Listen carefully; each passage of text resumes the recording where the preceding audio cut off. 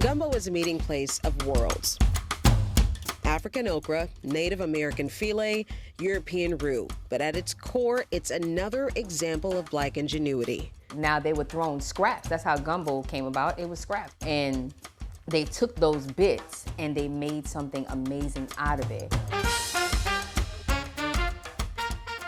Enslaved people built meals from what was available, and they transformed necessity into nourishment and nourishment into culture. So it's fitting we have Chef Toya, the author of Cooking for the Culture, in the kitchen. I think it's one of those things that we can look back as a direct link to how resourceful we are as a people. It is the proof of how we can take something and we can take all of the bare ingredients that we bring from somewhere and still find a way to bring Africa here.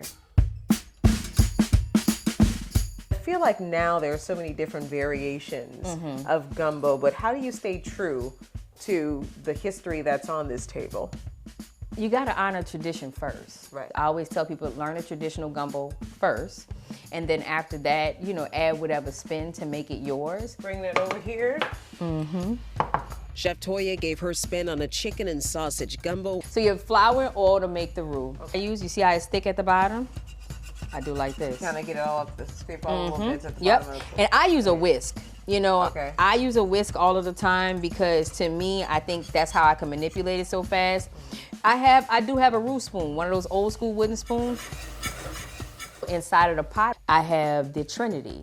That's the holy trinity of the food world in New Orleans. That's the onion, celery, and bell pepper. It's so great. We have Patton's hot sausage. That's local sausage. I have the chicken sauteed, just lightly to lock in some of the seasoning and also get some of that drippings. You see? I know. You see? Chicken's in. Now the sausage. And you don't cut this up? Now what I'm about to do is make meatballs out of that. Traditional gumbo, when you look at the traditional gumbo versus us using a roux and using okra to be the thickening agent, which one do you typically lean a little bit more towards? Oh, history-wise, okra. I mean, yeah, you cannot deny the history of the okra. I mean, okra being the, first of all, how we got the name gumbo. Yeah. And then two, that's what they did back then. When enslaved Africans were forced onto slave ships, some carried okra seeds hidden in clothing, even hair.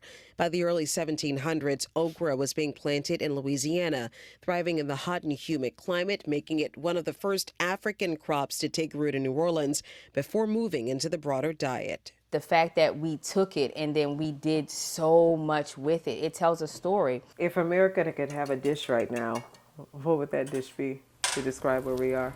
I think it would be gumbo.